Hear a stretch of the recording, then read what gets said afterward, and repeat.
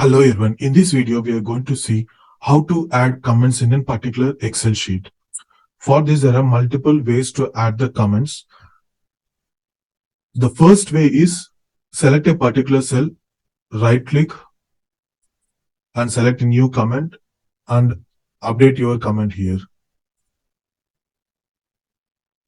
I'm updating it as first comment and then select this post comment, that is control enter, and you'll be able to see your first comment has been updated here. This is the first way.